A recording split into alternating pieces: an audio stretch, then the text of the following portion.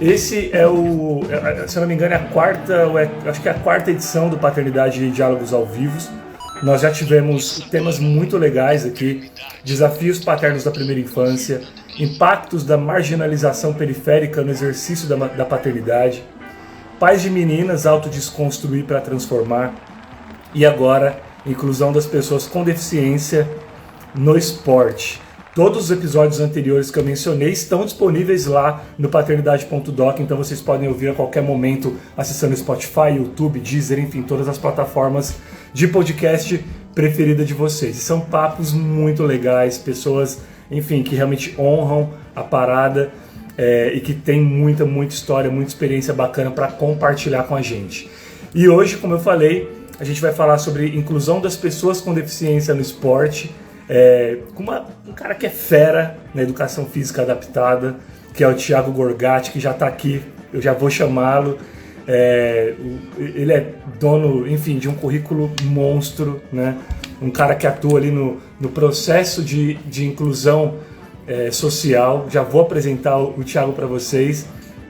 Antes até de apresentar o Thiago para vocês, eu quero contextualizar minha própria vivência atual ali com a questão do esporte da deficiência, né, da inclusão, que é com a minha pequena, que é com a Laís, né? Então, todo mundo que me acompanha, enfim, conhece a Laís, sabe do nosso dia a dia. E a Laís, ela faz natação, né? Já faz uns 3, 4 anos que a gente colocou a Laís na natação. E, cara, foi pra Laís, que tem paralisia cerebral e deficiência intelectual, cara, foi uma coisa maravilhosa que aconteceu na vida dela, assim. A gente sempre ouviu falar que a natação é o esporte mais completo, que é sempre indicado, mas nos surpreendeu muito positivamente, porque para ela é uma diversão e para nós pais acaba sendo uma terapia, né? Uma terapia em todos os aspectos, né? Para a saúde emocional dela, para a saúde mental e principalmente para a saúde física, onde ela trabalha tudo, né? E ela que tem as questões do lado direito mais impactadas, com sequelas, né, da paralisia dela. E aí nós colocamos a Laís na natação para fazer esses tratamentos e aos poucos a gente foi descobrindo que ela era um peixinho, assim. E começou a passar pela nossa cabeça, quando eu falo nossa, da minha esposa e eu, né, de que a Laís de repente pudesse, por que não, se tornar uma atleta paralímpica no futuro, né? E eu quero falar sobre isso com o Thiago também. Nós enxergamos que o paralímpico na vida da Laís e das pessoas com deficiência pode trazer, talvez a independência financeira, pode trazer o senso de pertencimento, aquela motivação, aquela sensação de sou imprescindível à sociedade, que muitas pessoas com deficiência acabam, pelo próprio preconceito, se sentindo inferiorizadas, tendo mais dificuldade de conseguir um trabalho e consequentemente a independência financeira. Então, tem dentro de casa esse exemplo do esporte e de pessoa com deficiência e do nosso desejo de repente engrenar nesse caminho. E a gente vai conversar também com o Thiago sobre você que me ouve e tem um filho, uma filha com deficiência, e tem interesse de repente em ingressar no esporte, de alto rendimento mesmo paralímpico. Quais caminhos percorrer? Como a gente faz isso, né? Até que ponto é saudável, até que ponto não é? Então tudo isso a gente vai trocar com o Thiago, que é um monstro do tema. A gente está começando o papo, compartilha a live aí com a sua rede de contatos, manda mensagem aqui, escreve pra gente, enfim, fica à vontade, vamos trocando. Como falei, manda pergunta que a gente vai fazer as perguntas, o Thiago vai responder. Quiser participar da live, dá um toque que eu coloco vocês aí também. Vocês entram, bate um papo com a gente aqui, aparece também na tela. Então é tudo nosso, tá? Bom, então eu vou apresentar o nosso convidado de hoje e daqui a pouco ele já está aqui, já vou chamá-lo. Só para vocês terem uma noção do tamanho do Thiago aí nesse nicho que a gente vai conversar, que é o nicho do esporte paralímpico, né? Bom, o Thiago, ele é paizão da Maia, de 5 anos. Ele é um profissional de educação física, especialista em fisiologia, biomecânica, treinamento e reabilitação, né? Tudo isso pelo Instituto de Ortopedia e Traumatologia da USP. Foi técnico de triatlon paralímpico do Corinthians, foi técnico da Seleção Paralímpica de Triatlon dos Jogos do Rio de 2016, técnico da Seleção Paralímpica de Esportes de Neve, de Sochi em 2014. Ele atuou como coordenador de esportes em diferentes instituições ali, como a Associação Desportiva para Deficientes e também para o Instituto Mara Gabrilli. Fundou a Associação Esporte Atitude e também é idealizador e diretor técnico do selo Para Todos, que é um projeto muito legal, que ele vai falar pra gente do que se trata e como você pode levar esse projeto aí para sua academia, para sua quebrada, para sua cidade.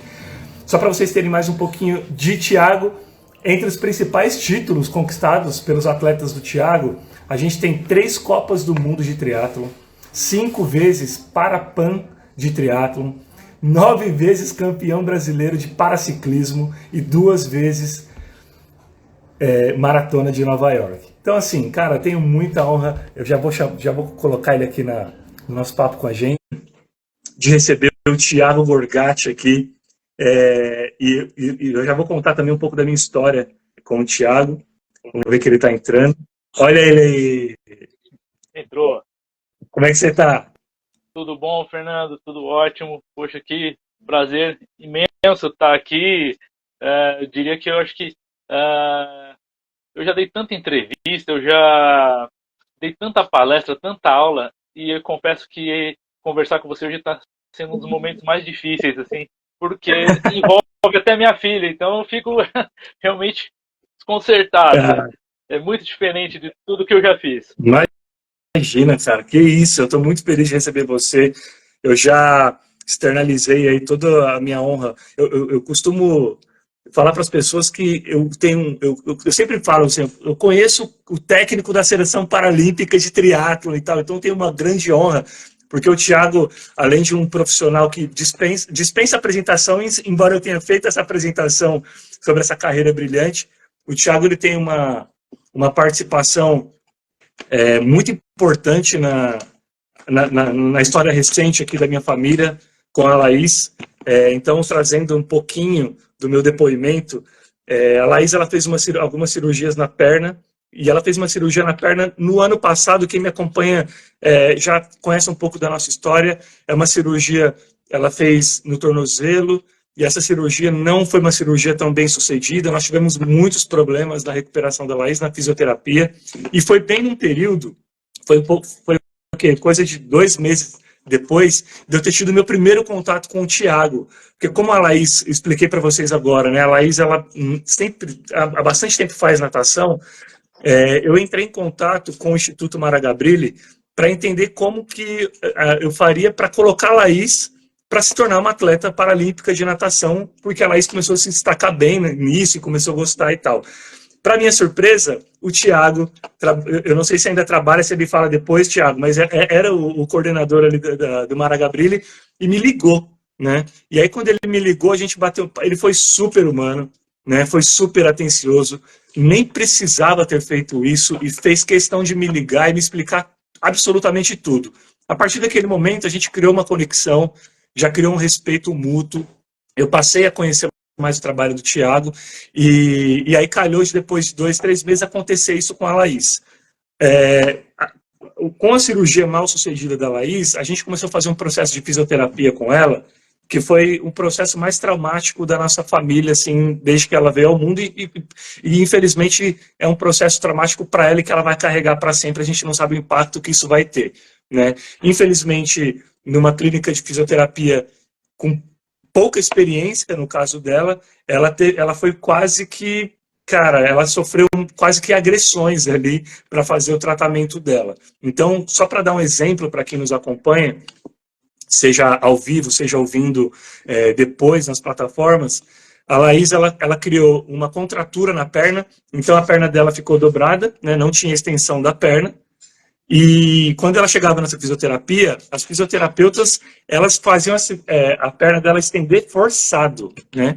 Então, elas forçavam a perna da Laís e ela gritava, cara, era desesperadora, assim. A perna dela piorou muito, e aí depois de um tempo, depois que a gente foi para um outro médico, enfim, a gente descobriu que eles chegaram a fraturar a perninha dela, e a gente nem sabia disso. Acho que com o Thiago não cheguei a nem comentar isso, porque foi uma coisa que a gente descobriu depois. Então foi um processo muito traumático que a gente viveu com ela. E por que eu estou falando isso? Porque quando aconteceu esse processo, foi quando eu precisava de ajuda a minha esposa precisava de ajuda, nós estávamos completamente perdidos sobre o que fazer, se nós realmente acreditávamos que a fisioterapia era aquilo mesmo, se estava certo fazer daquela forma, se não estava. E aí o Thiago, super solícito, fez uma chamada de vídeo com a gente, extremamente esclarecedora, praticamente uma consulta mesmo, uma consultoria gratuita. E a partir daquela consultoria, daquele bate-papo, a gente teve os olhos muito abertos assim pelo Thiago e conseguimos trilhar novos caminhos para a recuperação da Laís, e não por acaso hoje a Laís voltou até a andar. Então, não tem como não me emocionar falando disso, e não tem como eu não agradecer o Thiago por ter parado aqueles minutos, aquela hora da vida dele, porque era um momento em que minha esposa e eu estávamos doentes junto com ela, com a pequena, sem saber o que fazer, e Deus colocou um anjo na nossa vida chamado Thiago Gorgatti, que ajudou, e talvez ele nem tenha noção do impacto que ele tenha na vida de tantas pessoas o tempo inteiro, todos os dias, enfim, eu vou até trazer perguntas relacionadas a isso. Mas eu fiz toda essa abertura para vocês entenderem o tamanho do profissional, o tamanho do ser humano, que sem me conhecer, sem saber minha profissão, sem me conhecer de forma alguma, minha esposa, a minha filha, parou tudo o que estava fazendo dentro de uma correria absurda que é a vida dele, para de alguma forma cuidar da gente com uma palavra, com um ombro, e que deu muito, muito resultado. Então, é isso, Thiago, seja bem-vindo de novo. Eu que tenho que agradecer você por parar tudo que você está fazendo, porque eu estou muito honrado de ter você nesse bate-papo, de verdade, cara. Deus abençoe. Eu não sei como é que eu vou continuar falando aqui, estou extremamente emocionado. Imagina. Fernando, a questão foi muito simples. Depois que você fez o contato, você mandou aquele e-mail, eu pensei, poxa, por e-mail eu não vou conseguir responder o Fernando da forma que ele realmente, eu não vou conseguir esclarecer de maneira completa. Por isso eu falei, eu vou ligar para ele e vou bater um papo com ele. Então esse foi o nosso primeiro contato. E a partir daí, esse mundo da internet, eu passei a te seguir no Instagram.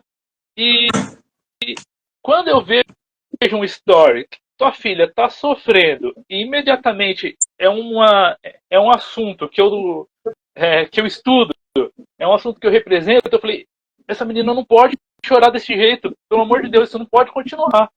Então, não tinha como eu não me colocar no seu lugar de pai e falar, se eu estivesse no seu lugar, eu gostaria que alguém fizesse o mesmo por mim. Então eu falei, eu fiz o contato com você falando se eu poderia de alguma forma bater um papo, ajudar, porque eu estava muito claro, estava muito nítido que o choro desesperador da Laís não podia estar acontecendo. Ela não podia estar passando por aquilo. Thiago, eu queria que você começasse até falando para a gente sobre sua relação com as pessoas com deficiência. Assim. Ela começou já no esporte ou você teve alguma vivência anterior? Essa é uma pergunta que me fazem com frequência, porque é muito natural nesse mundo, entre as pessoas que trabalham com pessoas com deficiência, ou você tem alguma pessoa com deficiência na família, né? Ou você tem alguém muito próximo. Não, eu não tenho ninguém. Minha primeira relação com uma pessoa com deficiência, eu estava na escola, e aí quando eu passei para o ginásio, né? Comecei a quinta série, eu tinha um professor de matemática e desenho geométrico que ele não tinha os dois braços. Professor Juvenal. E ele foi meu professor até a sétima série. Então eu passei 3 anos estudando com um professor de matemática que escrevia só usando os cotocos, né? Que ele não tinha... o braço dele ele era amputado na altura dos cotovelos. E como que você foi parar no esporte paralímpico? Assim, as suas formações, elas foram já feitas para trilhar esse caminho propositalmente ou a vida acabou te levando para essa jornada, Thiago? Não, a vida me levou. Eu sempre vivi do esporte, eu sempre respirei esporte na minha infância, na minha adolescência. O esporte sempre fez parte realmente muito presente na minha vida. E durante o curso de Educação Física, na Faculdade de Educação Física, na hora que começou o segundo ano de Educação Física, teve uma pessoa que foi à faculdade procurar estudantes que pudessem ajudá-la. E essa pessoa, uma pessoa incrível, que foi o fundador da ADD, Associação Desportiva para Deficientes, o Steven Dubner. E quando o Steven fundou a ADD, ele estava sozinho, e aí ele estava buscando voluntários, pessoas que pudessem ajudar. E aí um amigo se prontificou e falou, Thiago, vamos nessa? Eu falei, vamos sim. Por que eu fui? Eu nem imaginava que seria trabalhar com pessoas com deficiência, mas eu fui porque o assunto ali era basquete, e eu sou um apaixonado por basquete. E aí que veio a coisa mais mágica quando eu falo em pessoas com deficiência. Quando eu cheguei na quadra, quando eu fui conhecê-los e no primeiro dia que eu os conheci, eles já me colocaram para atuar como um profissional, mesmo sendo estudante de segundo ano de educação física, a única coisa que eu conseguia observar era basquetebol. Eu não percebia a cadeira de rodas, eu não percebia a deficiência, a limitação de cada um. Eu enxergava o basquetebol e a potencialidade de cada um deles. E aí, percebendo a potencialidade de cada um deles, eu comecei a bolar situações, treinos, exercícios, que eu pudesse despertar cada vez mais isso. E é esse formato que eu trago para minha vida toda de treinamento, independente da modalidade que eu estou. Né? Então, eu não olho para a deficiência, eu olho para o potencial humano. Você, na verdade, você está falando do projeto Cestas de Três ou ainda não? Ainda não chegamos ali? Não, esse foi na Associação Desportiva para Deficientes, no Clube Magic Hands, que foi onde eu comecei. Foi lá no início de tudo. E você está falando que precisou desenvolver as metodologias ali, baseado praticamente com conhecimento empírico, de observação. Exato. Você estava completamente sem referência de como treinar as pessoas com deficiência? Você não tinha ainda trabalhado com esse público? Não, sem nenhuma referência.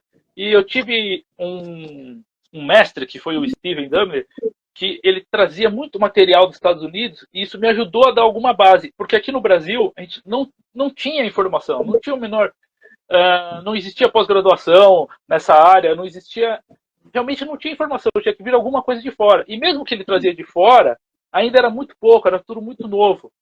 Então, eu passei pela observação e por tudo que eu estava aprendendo, a criar formas de dar treino, a criar formas de desenvolver o potencial de cada um deles. Então, a primeira coisa que eu fiz foi pegar uma cadeira de roda e levar para casa. E aí, eu morava no Jabaquara, eu desci no metrô Jabaquara, sentei na cadeira de roda, fui descendo até minha casa, que na época é próximo ali até do CT Paralímpico. E fui conduzindo, andando de cadeira, levava a cadeira ali no Jabaquara, tem uma sociedade amiga de bairro, levava a cadeira para dentro da quadra, ficava lá sozinho na quadra, eu, uma bola, e um lápis e um papel, pensando, escrevendo, tentando desenvolver o que realmente não tinha. Né? Aí nós tínhamos no Brasil a Sociedade Brasileira, a SOBAMA, né? Sociedade Brasileira de Atividade Motora Adaptada, que ela existe ainda, mas naquela época ela tinha uma força maior, mas só que ela tinha um lado muito acadêmico, e eu ali precisava transformar toda aquela questão teórica em algo prático para dar resultado para aqueles atletas. Cara, que demais. Thiago, me diz uma coisa, cara. O que você descobriu quando você, entre muitas aspas, se tornou uma pessoa com deficiência? Quando você resolveu experienciar na pele essa questão da acessibilidade urbana, das dificuldades, inclusive, impostas pelo próprio esporte, porque o seu experimento foi um experimento social para entender os desafios que aqueles atletas teriam, né? Conta pra gente sobre essa experiência. Essa experiência foi mágica, porque eu descobri que eu podia ser um super-herói, fiquei invisível. Olha isso. Imagina, eu frequentava esse clube, que é a Sociedade Amiga Cidade Vargas, que ela fica a 50 metros, nem sei, 60 metros da minha casa, no Jabaquara, né? E eu frequentei o clube desde quando eu nasci até o final até o início da minha carreira profissional, que eu até dei aula lá. Então todas as pessoas me conheciam. Meu pai, na época, era o diretor, minha mãe era diretora social, meu pai era administrador do clube, né? E aí, imagina a situação, Fernando, eu na cadeira de rodas, dentro daquele clube onde todo mundo me conhecia, ninguém me cumprimentava mais. As pessoas Olha só.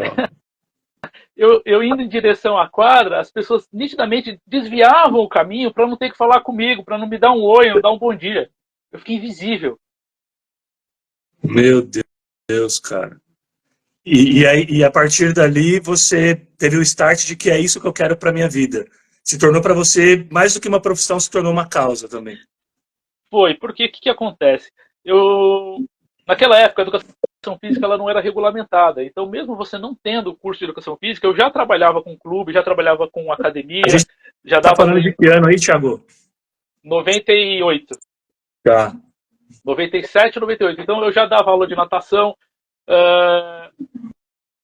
E eu encontrei naqueles atletas do basquete cadeira de rodas um comprometimento com o resultado que eu nunca imaginei que seria capaz de ver, porque era muito distante do que eu estava vendo no clube e muito distante do que eu estava vendo na academia. Não era uma Então, busca só de profissão, era uma busca de por visibilidade, por inclusão social mesmo, né, deles. e isso porque nós tínhamos um objetivo muito claro de conseguir resultado em performance e desenvolvimento atlético, né? Então era muito claro que a gente precisava ganhar campeonato e por outro lado a gente ia para a rua para fazer pedágio, a gente ia para a rua para participar de manifestações, porque tinha também todo o lado social envolvido. Uhum. E isso jamais eu ia ter essa oportunidade se eu continuasse somente naquele clube voltado para pessoas sem deficiência numa academia convencional. Cara, e aí você. Eu já vou falar do Cesta de Três, mas antes de falar desse projeto, eu queria voltar lá no seu professor com deficiência, que aparentemente foi a primeira pessoa com que você teve contato de fato Isso. ali com a deficiência. O que você aprendeu com ele? Você conseguiu manter alguma relação extra universidade? Ele te trouxe também algumas vivências? Ou foi uma coisa que você observou e aquilo já te marcou? Não, isso foi uma observação minha de todos os meus amigos, minhas primas, todo mundo estudava no mesmo colégio. E ele era genial, né? Porque imagina, ele era amputado dos dois braços, tinha os dois braços amputados até a altura do cotovelo, que ele foi atropelado e perdeu os braços. E aí ele escrevia na lousa, ele dava aula de desenho geométrico, imagina aqueles compassos enormes na lousa e ele conduzia os compassos, esquadros. E uma coisa que a gente da saúde é contra, que é cigarro, mas era uma coisa impressionante ele acender um cigarro com fósforo. Então, ele era um cara incrível. E quando ele entrava na quadra, no meio da molecada, ele era um excepcional jogador de futebol. Então, foi uma pessoa muito que marcou a minha vida, dos meus amigos, das minhas primas.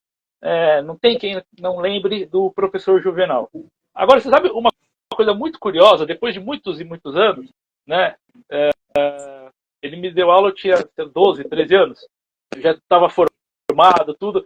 Aí um amigo veio um amigo que também trabalha com pessoas com deficiência, ele veio dos Estados Unidos, pegou um ônibus para Jundiaí e ele não sentou do lado do Juvenal? Ele sentou do lado do Juvenal e aí ele estava vindo para a associação que esse meu amigo estava vindo para a associação que eu trabalhava, que era a ADD. Ele falou que ele sentou, viu o cara amputado, né, de lateral, de membros superiores, e conversou: poxa, você tem uma deficiência, eu trabalho com isso nos Estados Unidos. Aí ele falou: eu tive um aluno que faz isso. E falou meu nome para ele. 20 minutos depois, ele chegou na entidade e falou: cara, conheci teu professor de quando você era moleque. Nossa, que mundo minúsculo, cara. Foi minúsculo. Bem bacana. E o Thiago, você comentou do envolvimento dos seus pais com a associação também, né, do seu pai e tudo mais. Eu queria que você falasse um pouco sobre essa sua referência paterna, no aspecto de se vocês se seu pai chegou a trocar com você sobre deficiência em algum momento da criação de vocês, ou como você falou, foi um universo que você descobriu já mesmo adulto, uma vez que quando não vivenciamos, essas pessoas se tornam invisíveis, como você mesmo acabou de mencionar. Me fala um pouco sobre a sua criação, sobre a sua referência paterna, o relacionamento com o seu pai, e também se houve alguma troca de vocês com relação a isso. Sim. Não, na minha infância, na minha criação, nunca tinha ouvido falar sobre nada de um pouco mais específico sobre nenhum tipo de deficiência, nenhuma característica de deficiência, né? Esse não era um assunto em casa comum e nem de Uma questão geracional mesmo, né, também. Geracional, não é nunca, né? Acho que como todos nós, acho que da minha faixa de idade, a gente veio de uma criação machista, preconceituosa, né? E eu desde sempre lutei muito contra isso, né? Embora tivesse parte da criação assim, né? Por conviver dentro do ambiente que eu convivia, do clube e a escola que eu estudei, eu acho que isso me facilitou. Isso foi um agente realmente facilitador para eu enxergar, poxa, esse machismo, esse preconceito todo ele existe, mas só que eu não preciso seguir isso, eu posso ser diferente. Sim. E agora vamos falar do Cesta de Três, que é um projeto de basquete infantil em cadeira de roda que você participou ali no início dos anos 2000, né?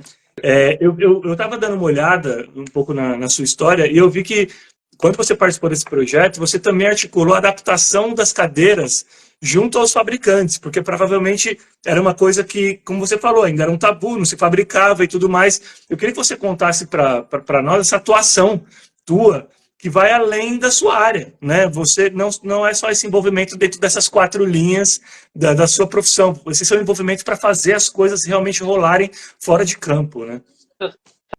Sabe que o Cesta de Três foi criado pelo Steven Dubner junto com a Eliane Lemos, uma psicóloga maravilhosa do Instituto Entre Rodas.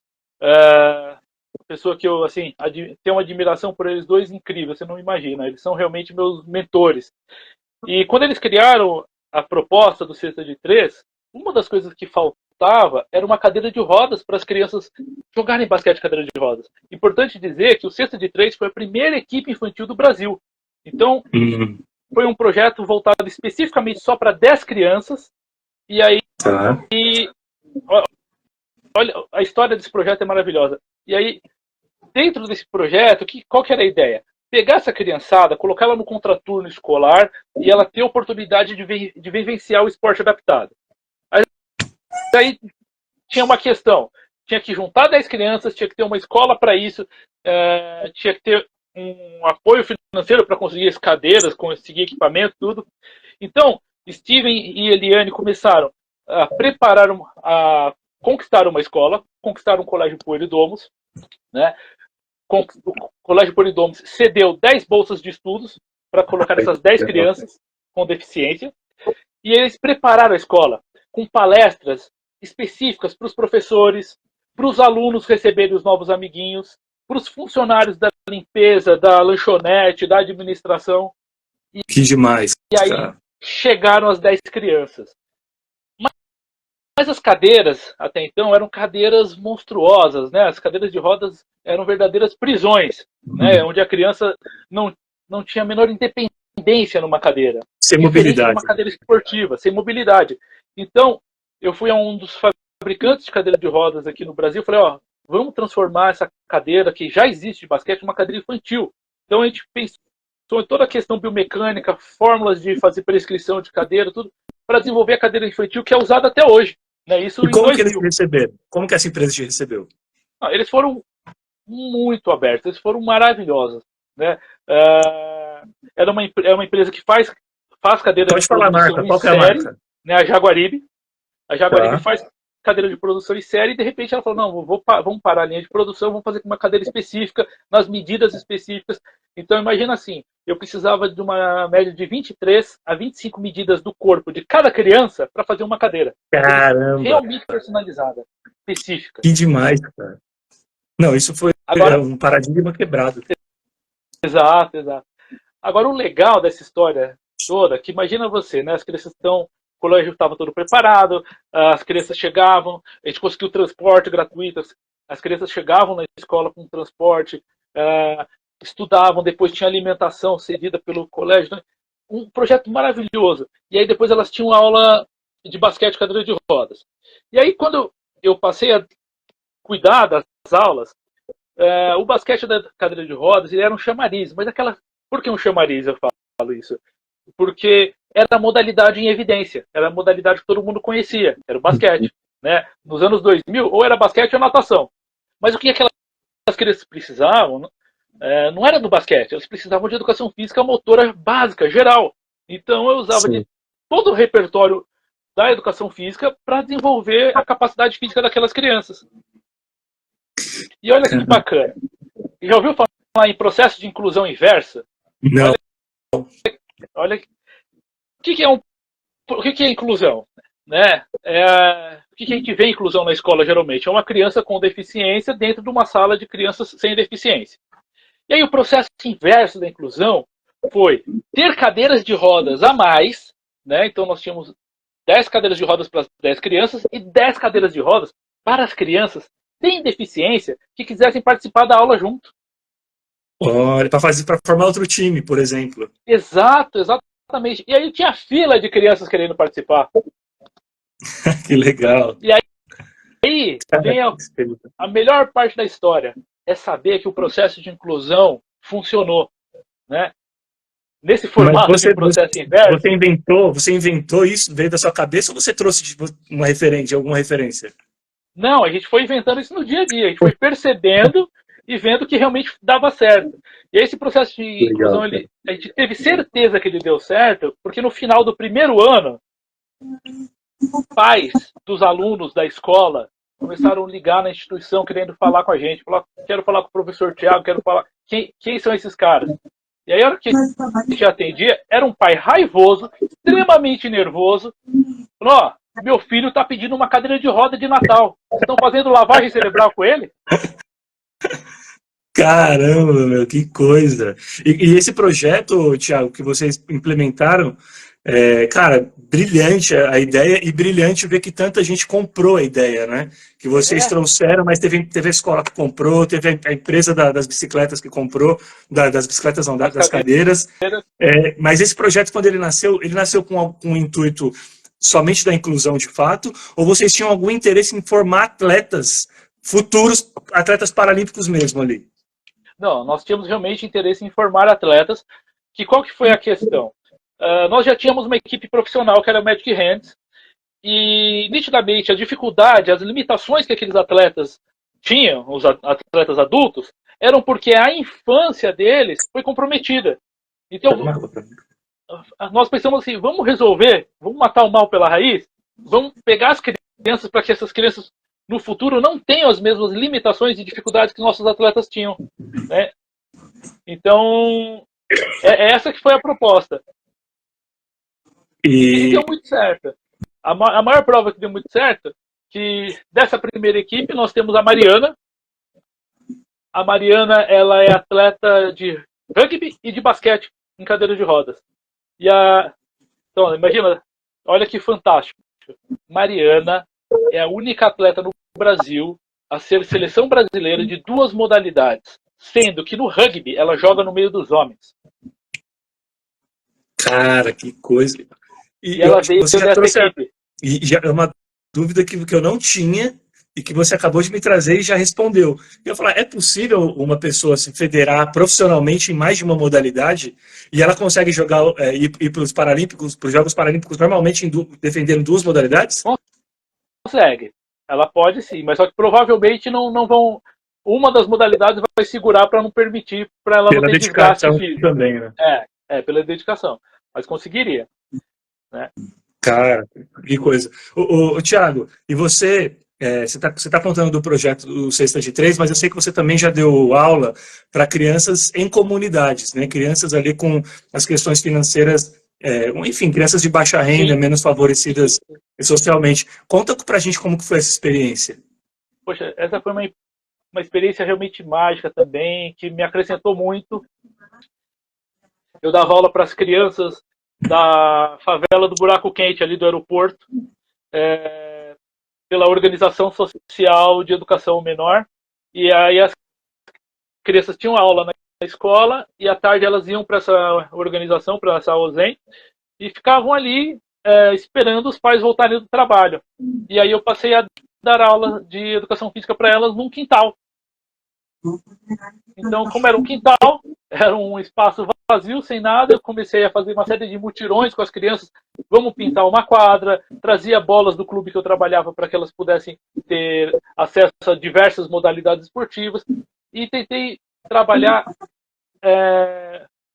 uma, uma série de emoções naquelas crianças que eu percebia, porque eu sentia uma carência nelas que não estava ligada à questão financeira, não. Eu senti uma carência afetiva muito grande. E uma coisa que me pegou muito forte, eu sempre, toda vez que eu conto essa história, eu falo sobre isso, era uma carência afetiva como se fosse do lado paterno mesmo, sabe? Da relação com o homem, né? De um... O que acontece? O que a gente mais encontra em situações de vulnerabilidade, né? As mães muito presentes e muitas vezes os homens somem, né? Desaparecem. E eu sentia isso de uma forma muito forte junto dessas crianças, né? Então, às vezes eu nem podia continuar dando aula lá porque eu tinha uma série de propostas, tudo, mas eu fazia de tudo para manter essas aulas, porque eu sabia que as crianças eram extremamente carentes. Elas acabavam vendo em você uma referência paterna que elas não tinham em Uma casa. referência masculina, não diria paterna, mas uma referência masculina. E eu sentia a necessidade que eu tinha que manter isso. Cara, que loucura. E era isso que eu ia te perguntar mesmo, porque eu lembro de você comentar isso sobre essa necessidade, essa ausência dos homens mesmo, de não estar no dia a dia, de não levar para a escola, de não levar para treinar, e quando você chega só tem as mães, que é uma coisa que nós, eu como pai, e que luto muito pela questão da presença paterna efetiva, afetiva e em todos os aspectos, é uma coisa que a gente sofre muito, né? Quando a Laís ficou 80 dias na UTI quando ela nasceu, eu fui os 80 dias lá, e às vezes mais de uma vez por dia. E chegou um momento que as enfermeiras olhavam e falavam, cara, o que você está fazendo aqui? Porque não é comum ver pais aqui. Né? Então a gente acaba virando um corpo estranho, e é por isso que a gente tem sempre que bater na tecla da presença paterna, da importância dessa referência. Não existe essa coisa de o pai abandona o filho e falar, não, eu sou mãe e pai, eu sou avó e pai. Não existe, é insubstituível a figura do pai, como é insubstituível a figura da mãe, como é insubstituível a figura da avó, do vô. Eu acho que são figuras que trazem situações diferentes, ensinamentos diferentes, sabe? Enfim, as questões afetivas, como você falou, as emoções são diferentes, né? Não supre, né? Não supre. E nesse mesmo período, eu tinha sido contratado por uma academia, por um projeto maravilhoso, espetacular. Mas eu não aceitei a carga horária completa porque eu não queria deixar as crianças. Né? Como é que fala? Eu ia ter uma rentabilidade maior, eu podia ter uma expressão profissional maior por ter entrado nessa academia, que na época era o que existia de melhor em São Paulo, que era a Academia Fórmula, para cuidar do projeto chamado Mão na Roda, que era um projeto específico para atender pessoas com deficiência. Mas eu falei, não posso aceitar a carga horária completa. Né? Que bom que eles me deixaram uma carga horária reduzida para poder continuar com essas crianças, tentando, de alguma forma, levar carinho, levar atenção, que é o que eu sentia que elas não tinham, que era o que mais faltava ali. Em que momento aconteceu essa ruptura e como que ela aconteceu? Ela aconteceu a hora que os resultados vieram assim de uma forma muito grande de competições, onde eu comecei realmente a ampliar e conseguir uma pessoa de confiança para estar lá com as crianças, né? Um amigo querido para ficar com as crianças. E aí e esse projeto na academia ele foi um projeto com um diferencial tremendo, né? Porque foi o primeiro projeto no Brasil específico dentro de uma academia para atender pessoas com deficiência. Chamava-se Projeto Mão na Roda. E ele foi tão incrível, que ele conseguiu um selo de qualidade ISO 9000. Olha só que demais, cara. Muito, muito, muito bom. O Thiago, e a sua experiência com paralímpicos estão muito mais relacionadas a pessoas com deficiência física, ou você também atua ou já atuou com pessoas com deficiência intelectual, paralisia cerebral? Não, então, eu já atuei com pessoas com deficiência intelectual, com deficiências sensoriais, mas por uma coincidência não sei se eu posso falar coincidência do destino, eu atendo mais pessoas com deficiência física. Né? Uhum. Que tem o cognitivo preservado, as questões neurológicas geralmente preservadas. Isso. Mas não foi por escolha, né? Foi por acaso mesmo. Sim. O acaso me trouxe essas pessoas. Inclusive foi em um desses projetos que você conheceu o Paulo, que é o pai do Daniel Dias, né? Que é a nossa lenda da natação paralímpica. Fala pra gente como que foi esse encontro, se vocês têm alguma relação ainda hoje. Poxa, sabe que a evolução do projeto Cesta de Três, ele deu tão certo, ele foi tão incrível, que a gente conseguiu abrir outras turmas em outras escolas, em outros polos, né? Então, de 10 crianças, nós chegamos a ter 80. Nossa! E uma das turmas que nós abrimos foi uma turma de natação, né? Uma turma de iniciação em natação, especificamente para crianças de 5 a 15 anos.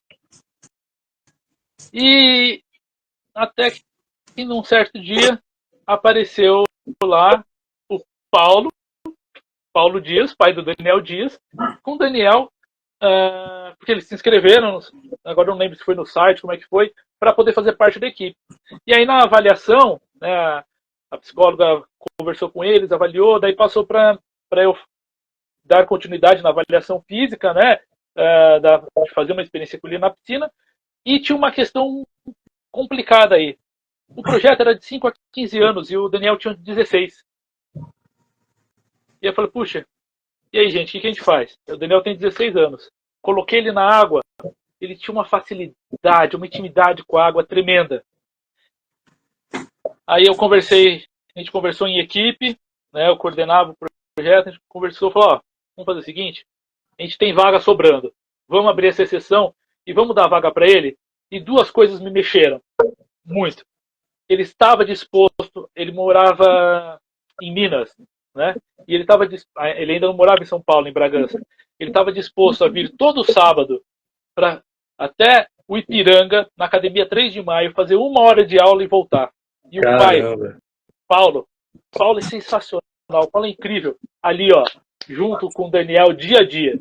Né? Ou seja, nada é por acaso, né? Os resultados que ele colhe hoje.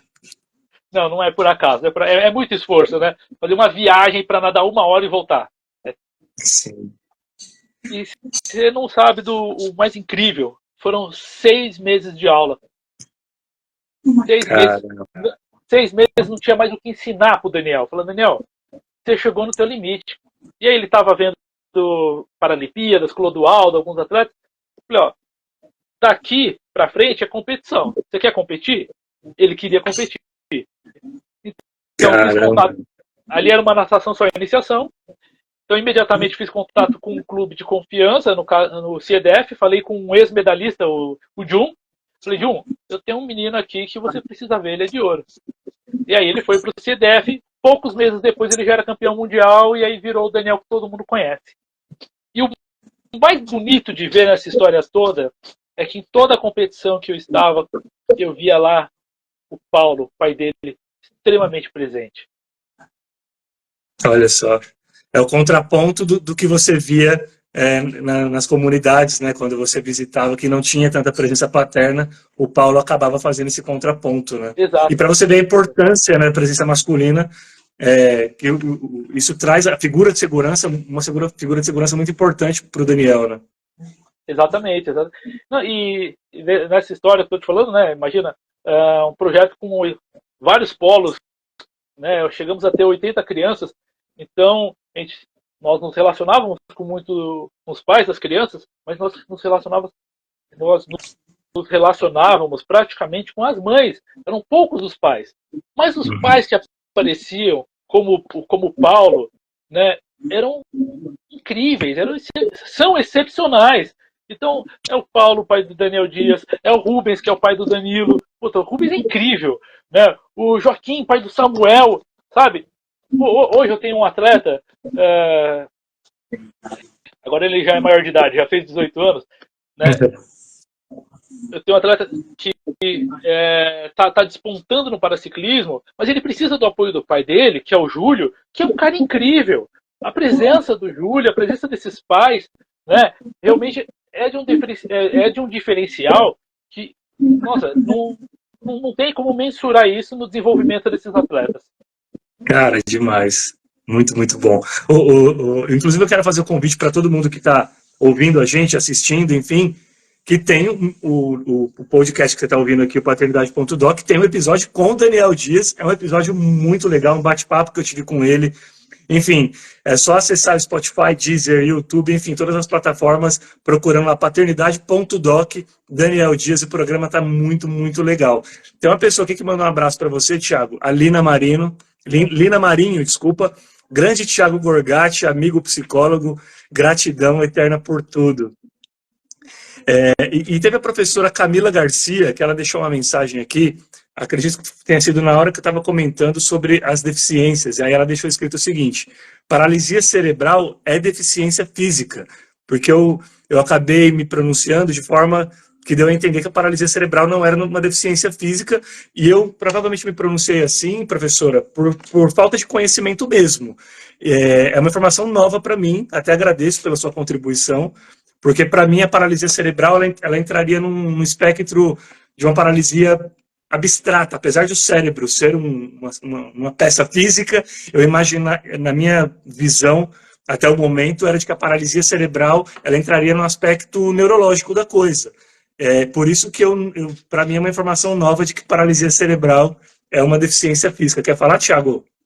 Não, esse teu entendimento ele é muito comum, viu, Fernando? Uhum. Muitas pessoas pensam assim, a paralisia cerebral ela é classificada como deficiência física, mas parte da população das pessoas com paralisia cerebral vem acompanhada de um déficit cognitivo, né? Uhum. Mas a classificação inicial ela é como física. Não, demais. Agradeço, professora. Obrigado, viu, professora Camila Garcia.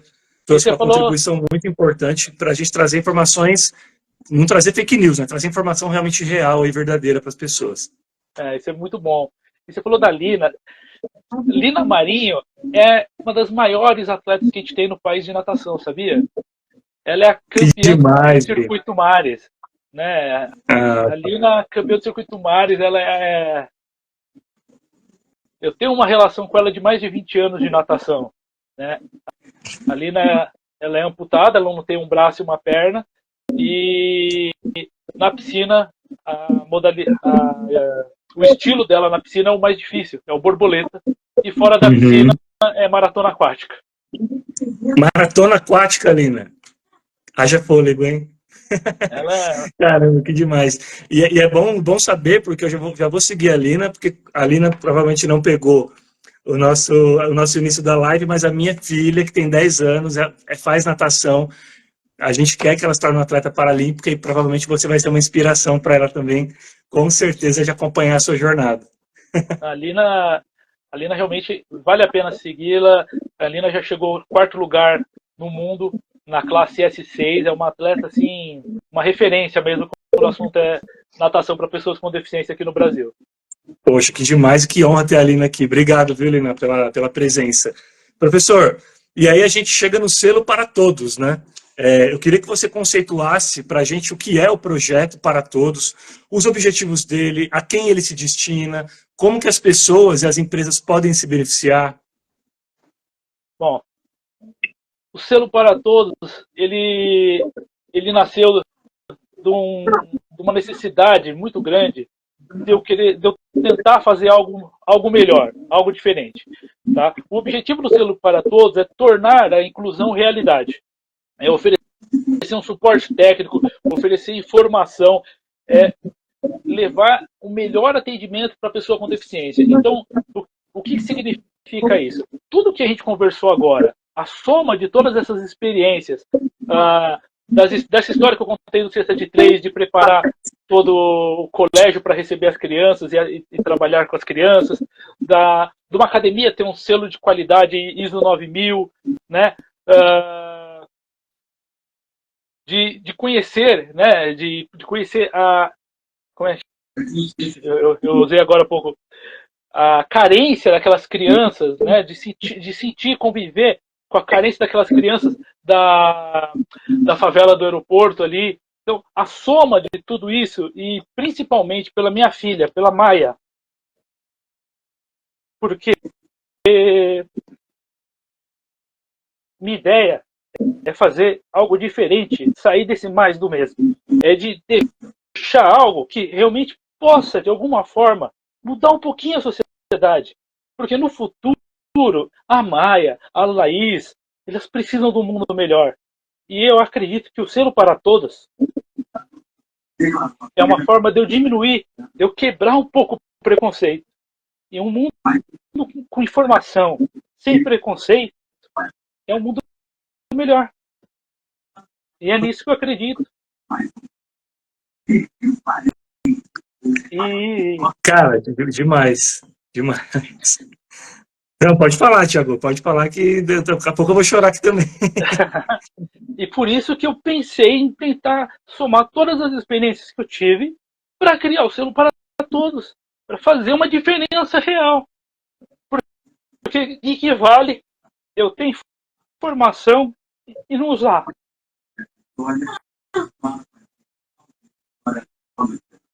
Imagina, Fernando, o que vale eu saber que sua filha está chorando e eu não vou fazer nada.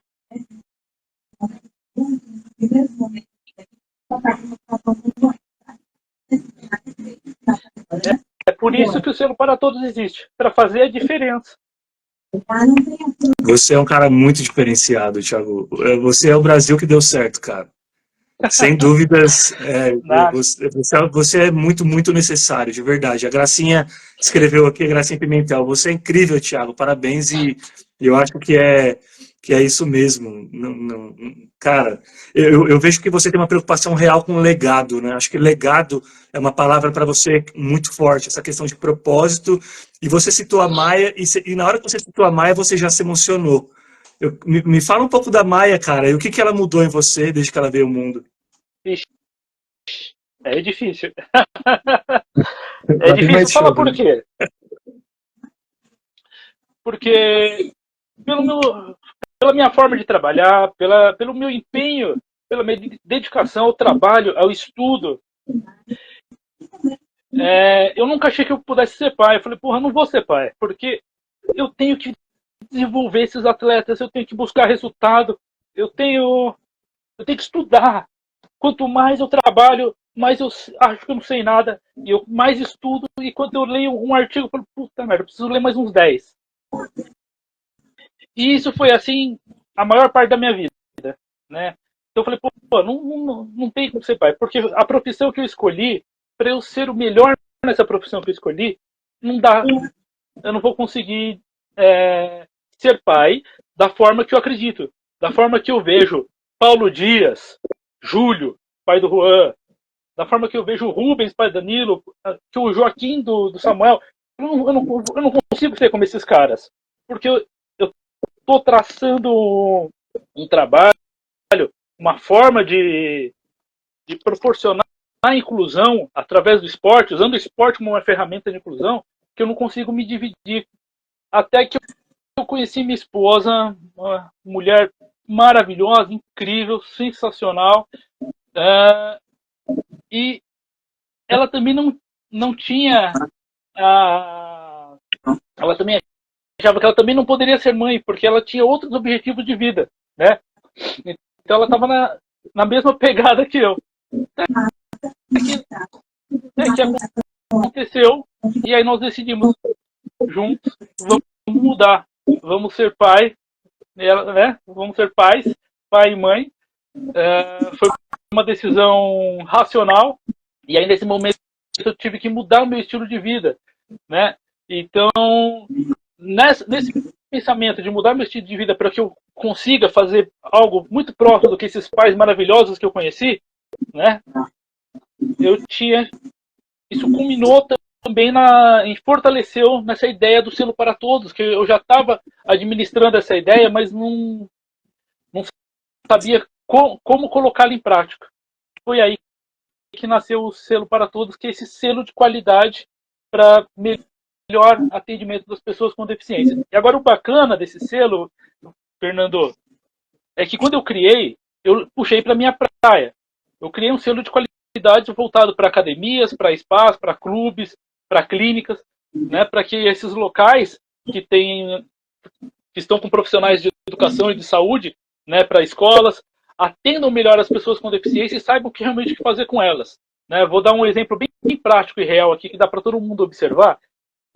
Imagina uma criança com paraplegia. Na sala de aula, na aula de matemática, na aula de português, ela está igual a todo mundo, porque ela está sentada na carteira, está sentada atrás de uma carteira igual a todo mundo. Mas a hora que ela sai para o recreio, a hora que ela vai para a aula de educação física, a coisa muda.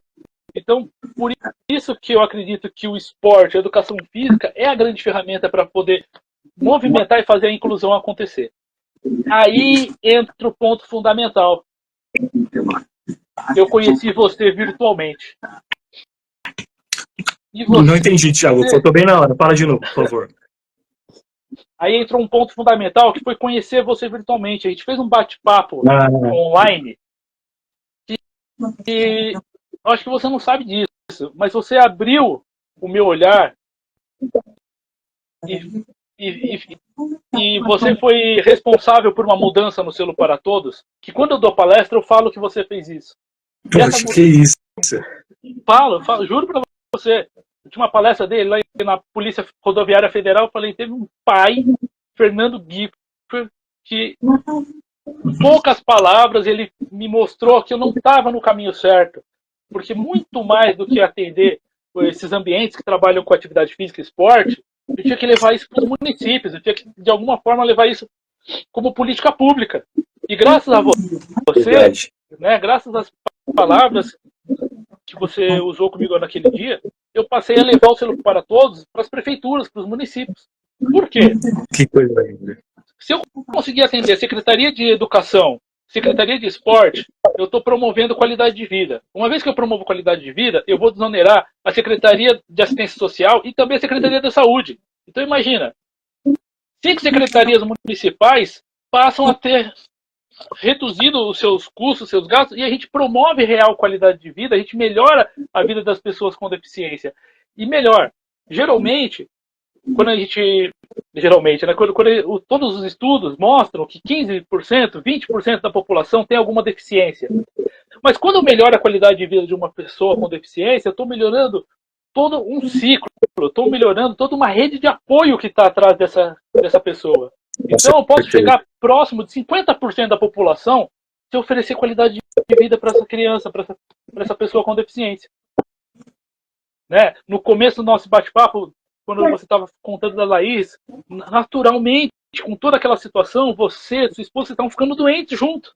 Se a Laís melhora, você melhora, sua esposa melhora e todo mundo que estiver ao redor melhora junto. Com certeza.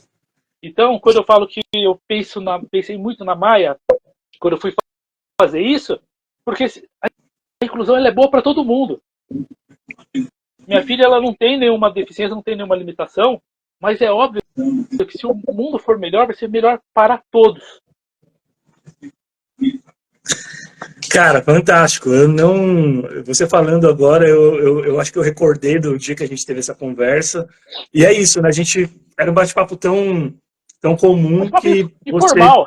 Um bate-papo normal, exato. Era uma troca mesmo. De alguma forma, plantei uma sementinha ali que fez sentido para você e que você... Cara, eu acho que o mais legal é isso, assim. Você pega a sementinha e você quer fazer ela, de fato, reverberar, né? Ela, de fato, desabrochar e pelo próximo, né? Eu acho que tudo que passa por Thiago Gorgatti, a gente percebe que passa em prol do próximo. E isso é muito, muito bonito, Thiago. Porque você respirar já é uma palestra, cara. Né? Você respirar já é um exemplo, né? Cara, imagina o orgulho da Maia em ter um pai como você, né, cara? Inclusive, vamos chegar num momento muito emocionante ainda daqui a pouco, aqui nessa live. Você quer falar? Pode falar. Não, nada. Imagina, tá falando aí. Não, eu sou como você, eu sou como todo mundo. Eu acho que o nosso diferencial é a gente acreditar que todo mundo pode ser feliz, é a gente acreditar que pode ser melhor. E, cara, e dá pra ver pelo depoimento da galera nos comentários como que eu tô falando aqui não é uma percepção só minha, né? Você é incrível, o Juanzinho aqui, para atleta, ele é demais, a Lina, de novo, ele é especial, o Gibson Almeida, que é fisioterapeuta, grande Thiago, a professora Camila, de novo, um exemplo de vida profissional, a Ingrid, de admiração pelo Thiago, sou grata por ele ter me apoiado, né?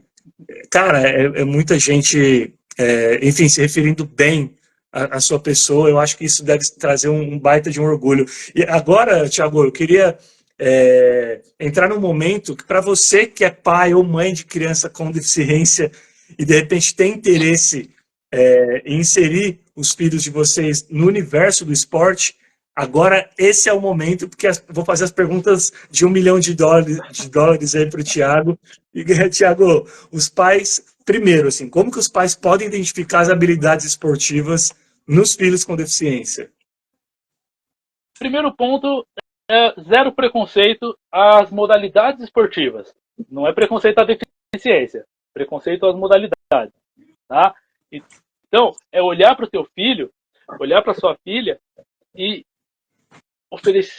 ver formas de oferecer oportunidade para ele experimentar o movimento, experimentar atividades diferenciadas. Né? O que significa isso?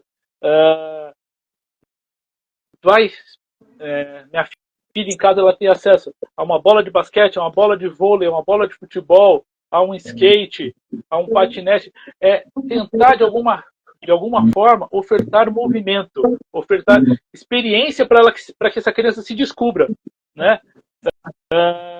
Porque o repertório motor dela, quanto mais atividades ela fizer, quanto maior for o repertório motor, mais fácil ela vai se descobrir, mais fácil ela vai identificar aquela modalidade que faz ela feliz. Porque só a modalidade que faz ela feliz, ela vai conseguir um dia, talvez, ser uma atleta. Cara, perfeito. E aí, falando sobre os benefícios, né? O esporte, naturalmente, ele já tem aqueles benefícios conhecidos por todo mundo, mas quando a gente fala de esporte paralímpico e pessoas com deficiência, quais benefícios o esporte agrega para além dos benefícios convencionais? Então, além de toda a qualidade, toda a promoção de saúde, toda a qualidade física que a pessoa vai desenvolver, ela vai criar uma força emocional que vai ajudar ela a superar as dificuldades do dia a dia.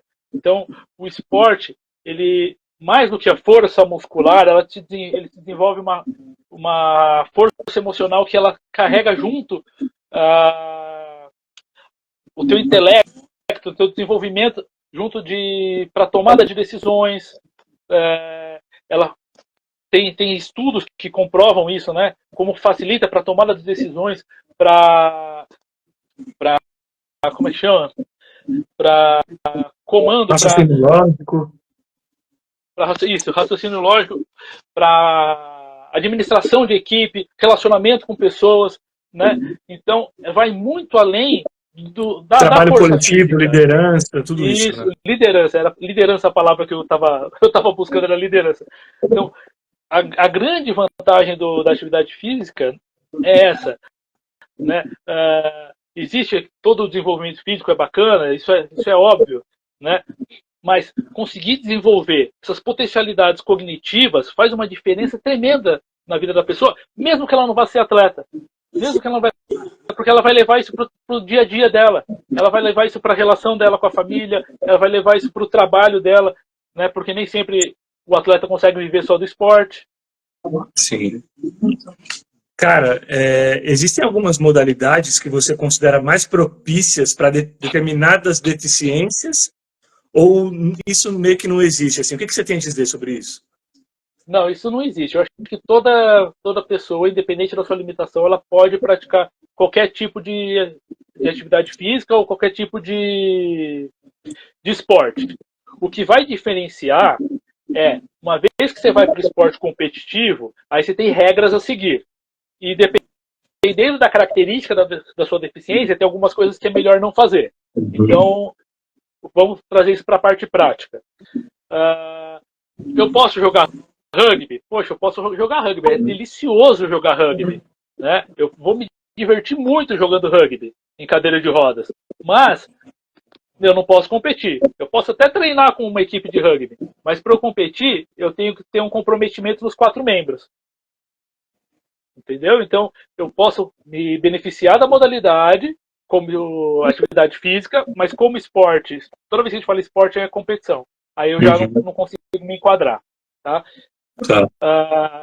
E aí, quando eu falo da limitação individual de cada pessoa, vou dar um exemplo prático. Uma criança com síndrome de Down.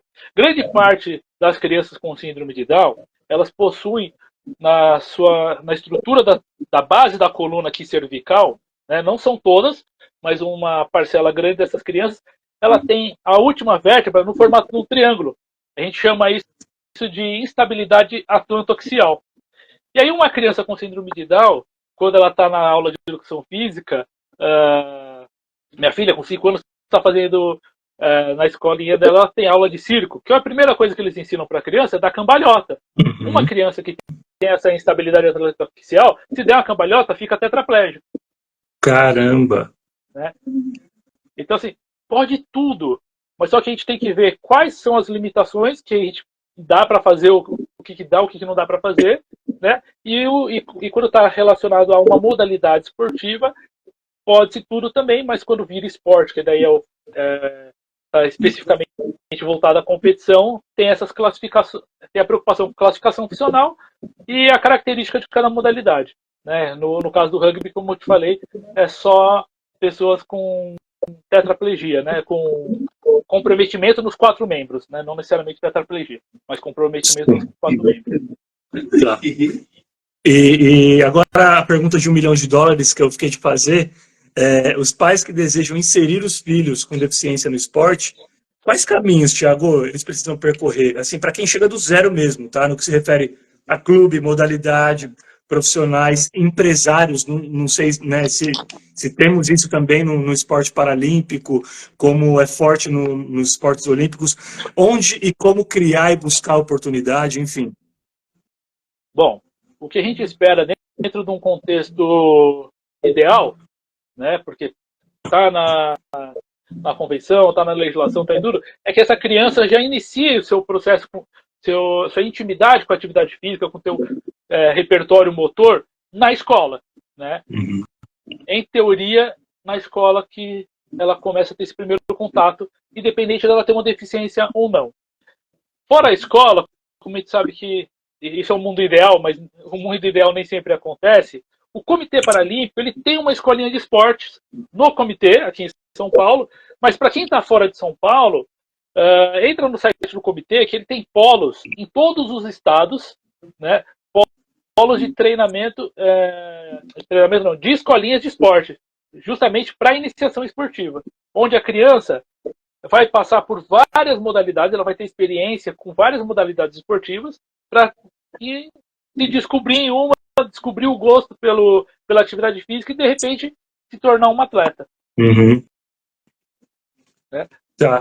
O Thiago, eu vejo, falando da Laís, né, da minha filha, assim, eu vejo a gente vê no Exposeu, a gente vê no esporte paralímpico uma forma que, aliás, a gente enxerga isso com a Laís, imagino que seja o pensamento de muitos pais de crianças com deficiência que querem inserir os filhos no esporte. A gente enxerga uma forma dela conquistar a independência financeira dela, devido a todos os desafios impostos pela sociedade para se conseguir trabalho, enfim, ela que tem uma deficiência intelectual, uma paralisia cerebral, então, de repente, ela conseguindo se desenvolver no esporte, de repente seria uma forma dela ter ali um salário, conseguir o dinheiro dela. Então, a minha pergunta para você é se o nosso pensamento está muito ingênuo ou se existe, de fato, uma possibilidade real de uma pessoa com deficiência viver do esporte, enfim, ou não, é um sonho distante, tanto para os paralímpicos quanto para os olímpicos, onde a concorrência, a gente sabe, é maior. Se sim, ainda, quais seriam as possibilidades? Existe Bolsa Atleta ainda? A questão de conseguir patrocínio? Qual que é o cenário mais palatável com relação a isso? Não, sim, é possível sim, né? O importante é ela se descobrir na modalidade, descobrir a modalidade que ela consegue ter realmente performance esportiva e consegue também ser feliz. Isso é fundamental. Porque eu já tenho atletas que eu acompanho que nitidamente elas estão se desenvolvendo bem, mas não estão felizes. A primeira coisa que eu falo, ó, vamos mudar de modalidade. Porque por mais que você tenha uma evolução, né, você esteja realmente conquistando o resultado, mas não está te fazendo feliz, você está no lugar errado. Então é possível sim, e é possível viver do esporte. Hoje é possível viver do esporte, não só pela bolsa, mas também pelo reconhecimento, e muito mais, um reconhecimento muito mais internacional do que nacional, sabia? Existem uma série de apoiadores nacionais, mas se você pegar os grandes atletas que estão com grandes patrocinadores, você vai ver que esses grandes patrocinadores, muitos são multinacionais, né? Então, vem de fora, não vem nem do Brasil. Né? Tá. E a possibilidade é tão grande, né? Você comentou do Daniel Dias, a possibilidade é tão grande de crescimento, de desenvolvimento como atleta, como profissional do esporte. Essa semana o Daniel Dias é um dos palestrantes em Harvard. Então, sim, é possível. Muito possível, né? Cara, que demais. Assim, eu tenho uma questão. Cara, apesar da inclusão ser também uma das causas que eu carrego, né, debaixo do braço, além da prematuridade, da paternidade, enfim, devido ao meu dia a dia com a Laís, eu sempre converso com os pais de crianças com deficiência e a gente sempre tenta ter uma conversa muito franca e coração muito aberto, inclusive sobre as nossas fraquezas. E uma das nossas fraquezas, na maioria das vezes, é se pegar sendo capacitista, mesmo lutando contra o capacitismo.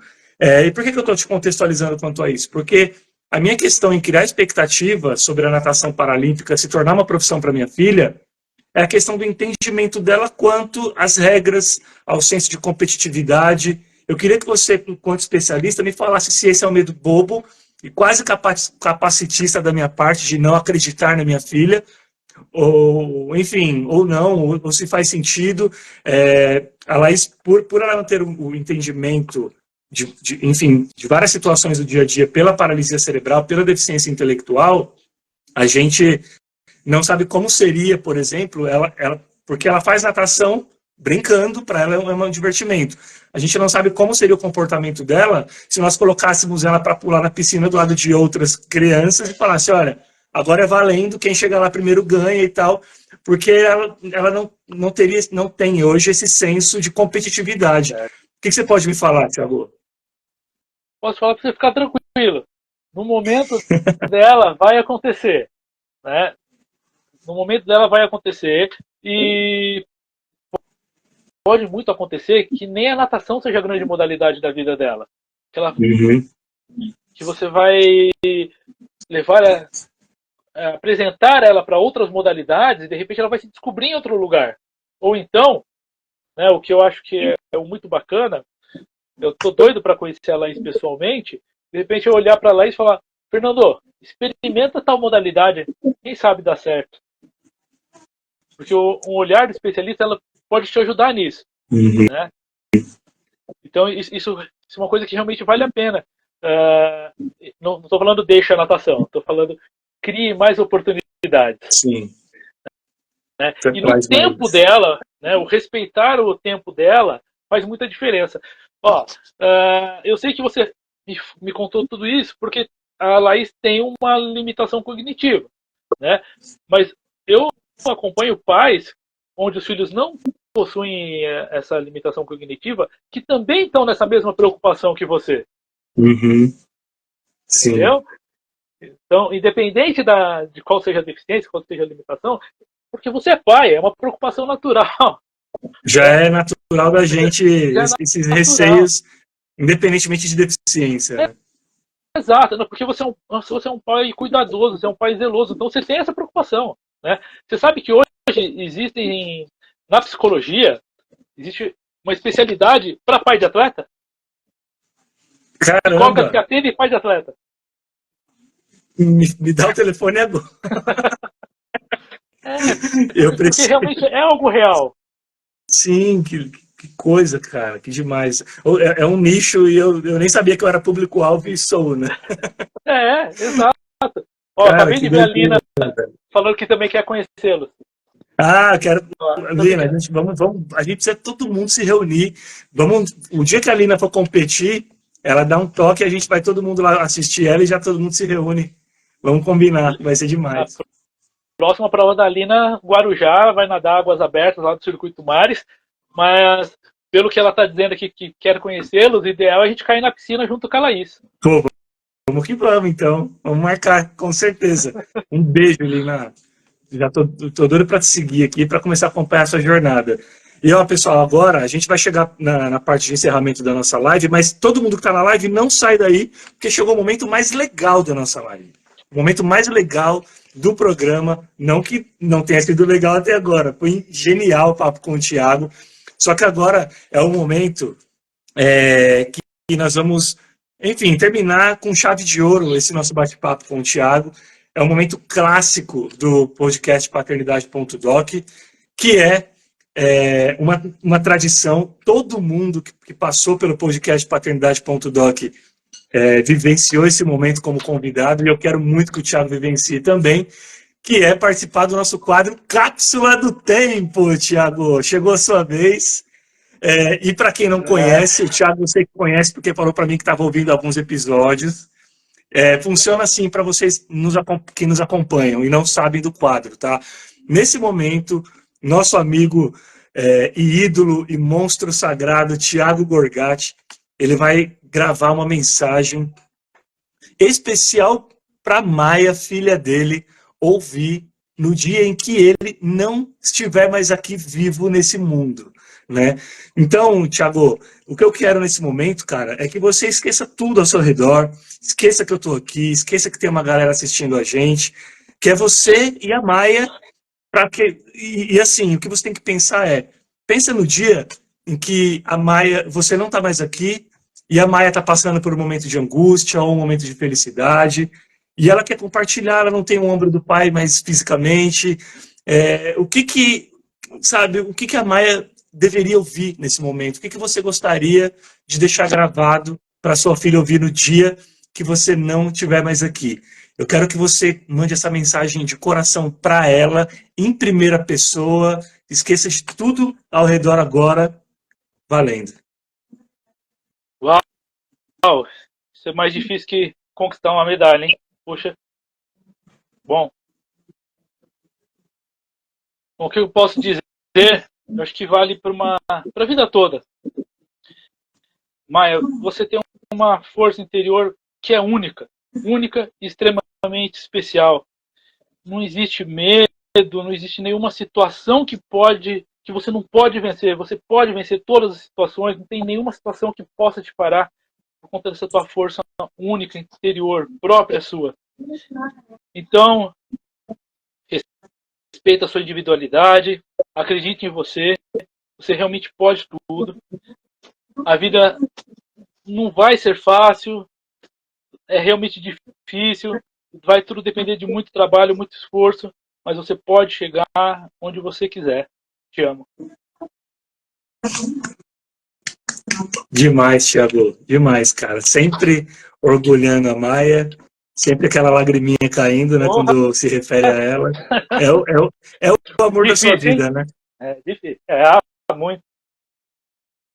Uau. Cara, coisa linda, coisa linda. Parabéns, parabéns pelo pai que você é, parabéns pelo profissional incrível que você é. Eu, assim como as pessoas que estão nos assistindo, que já conheciam o seu trabalho, assim como as pessoas que estão nos ouvindo e que não conheceram hoje, seja ao vivo, seja já o programa gravado, tenho certeza que passam a torcer pelo seu sucesso como pai, como empreendedor, como treinador, enfim, bicho, eu só tenho a agradecer de verdade, foi um papo incrível. Para quem perdeu esse papo que está acabando agora, de novo, esse é um programa que está sendo gravado, mas que vai para as plataformas do podcast Paternidade.doc.